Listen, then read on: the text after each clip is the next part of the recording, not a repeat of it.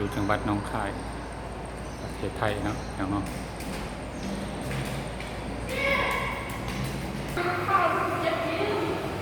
นี่ปลาสลามเด้อพี่น้องเด้อปลาสลามนี่ปลาสลามเนาะคุณผู้ชมเนาะแต่บ่เคยเห็นปลาสลามอันนี้มันปลาเก๋าใหญ่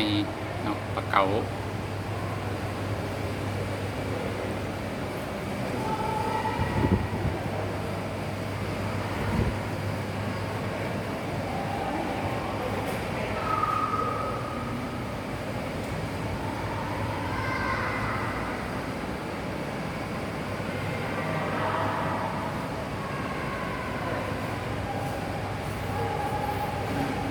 อันนี้มันปลาเสือลาย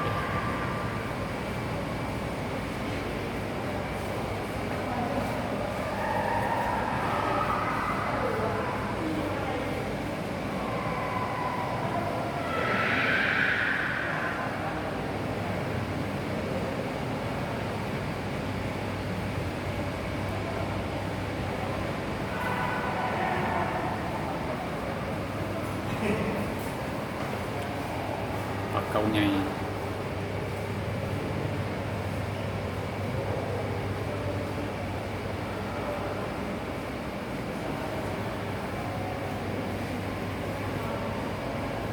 อันนี้มันปลากดลายเสือ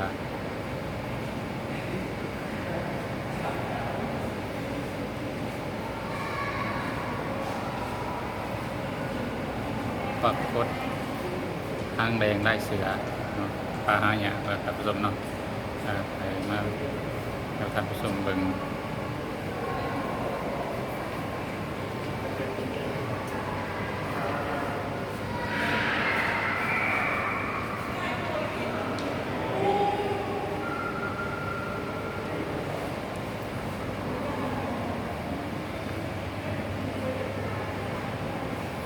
ที่ปลาสลามกับปลาเก๋าท่านผู้ชมปลาสลาม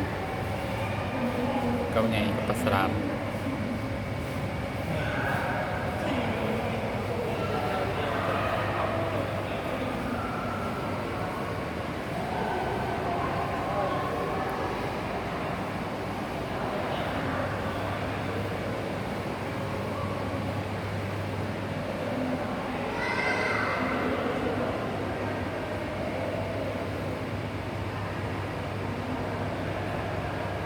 ปลาสลามกบเลยพี่น้องเด้อปลาสลามกบอันนี้เป็นปลาสลามกบเด้อท่านผู้ชม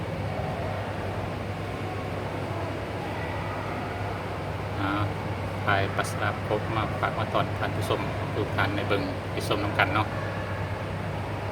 ปลาหายากท่านผู้ชม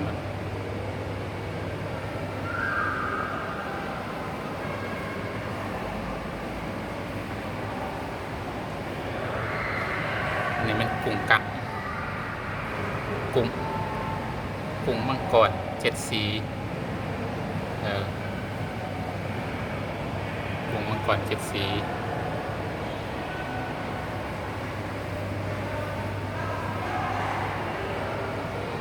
นี่เป็นปลาขังข้าว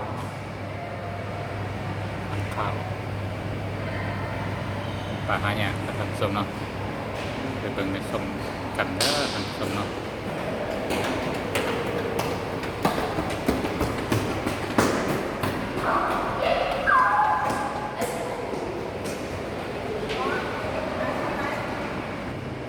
อันนี้เป็นปลากระโปงเด้อ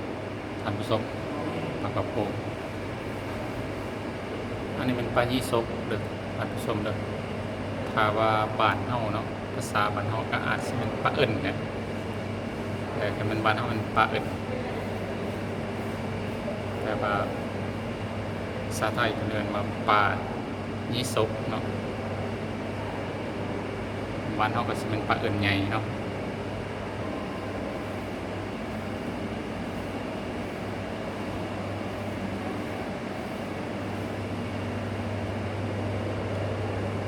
เป็นปลาสตอมหรือว่าปลาตอมบ้านเฮา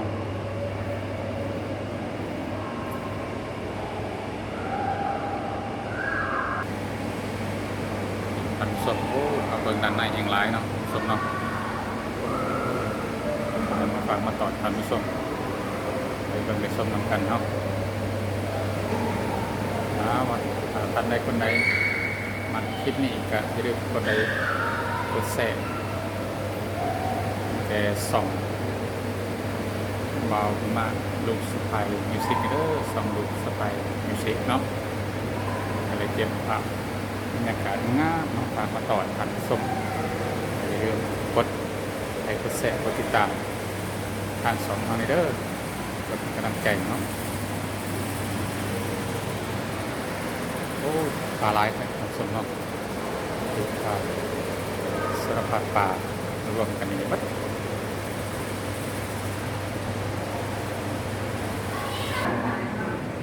มีสารพัดปลาด้วยท่านผู้ชมเลย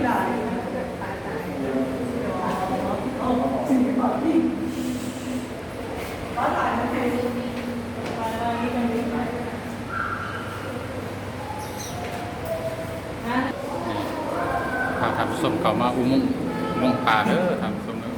เป็นอุโมงค์ปลา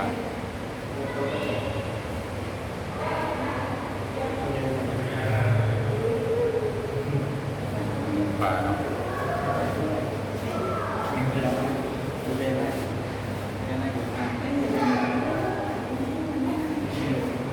เอาหมูป่า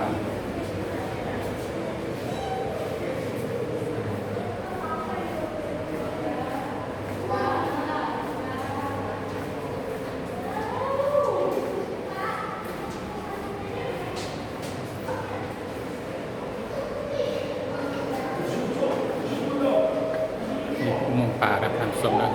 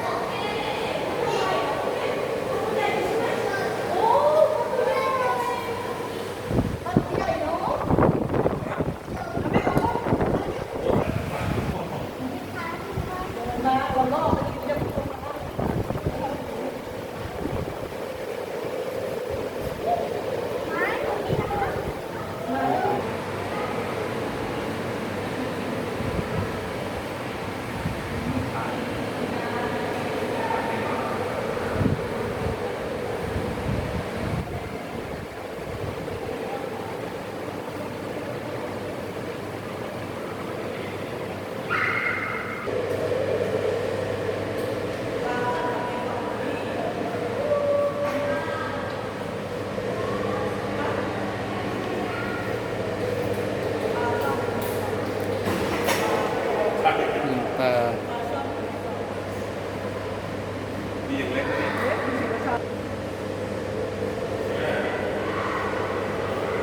เป็นปลาซ่อนอเมซอน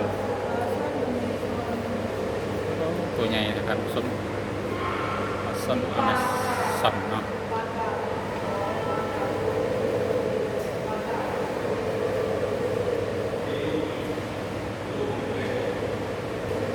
อันนี้เป็นปลากาได้ครับสมเนื้อปลากาอันนี้เป็นปลาแรด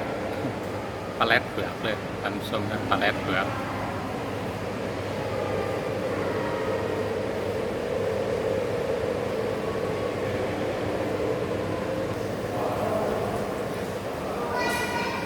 อันนี้มันปลาปากเนาะปลาปาก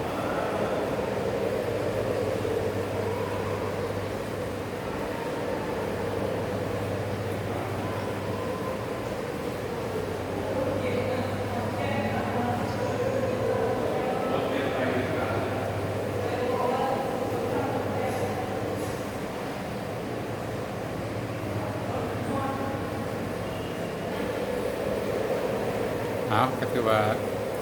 อันนี้เนาะกับพาท่านผู้ชมอะไรมาเราเที่ยวชมบางสถานที่พิพิธภัณฑ์สัตว์นำเนาะอยู่ที่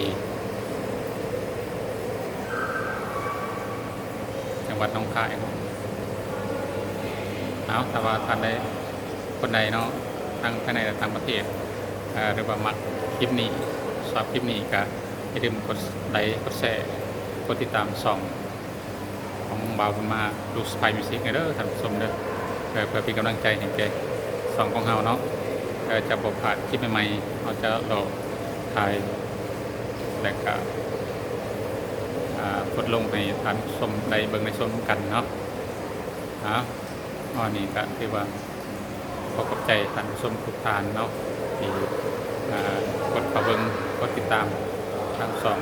ยูสไปมิวสิกของบาบุญมาเนาะก็ขอขอบใจหลายๆ